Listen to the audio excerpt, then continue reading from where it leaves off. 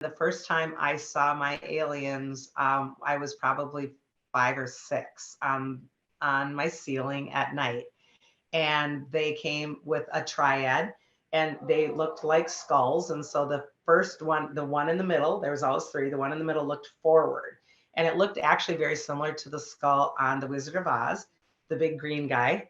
And he wasn't pleasant looking, but he wasn't scary for me. And then the other two skulls were peripheral, and these skulls would only talk to this skull, and this skull would only talk to me. So my first experience with the aliens was the consciousness through these skulls, and they were my so-called friends, and I knew that they were safe and they helped me through a lot of things.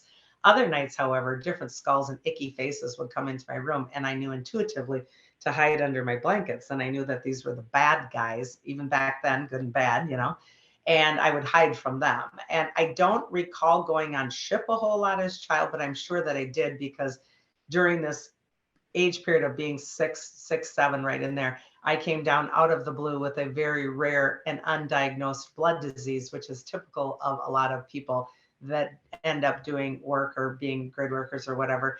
And it was almost a full year or more that they took tons and tons of blood out of me and tested, and thought I was dying of everything under the sun. And the skulls kept saying, nope, we're working with your blood. We're working with your blood. You're going to be fine. And so it was very confusing to me in some regards and very assuring to me in other regards, because I thought that, everybody saw those things. In fact, some people met my sister at the conference this weekend, and she slept with me. We all slept in the same beds when we were kids, and she's like, I never saw a skull.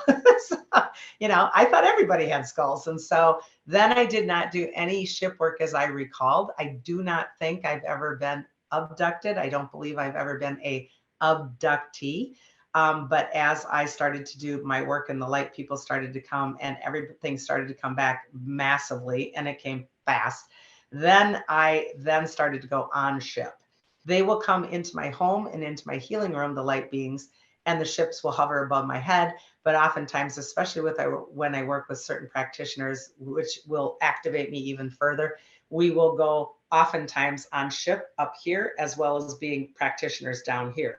So there is a Suzanne, and say, Suzanne, my one friend Jill, does this a lot with me. Down here, Jill is a chiropractor friend of mine who does activation work with me. Up here, I'm the general and she's Doctor. So she's an Arcturian with a giant head, and I'm the general of the Federation. So we're on two different planes of existence at the same exact time, communicating and doing the work. And that happens a lot.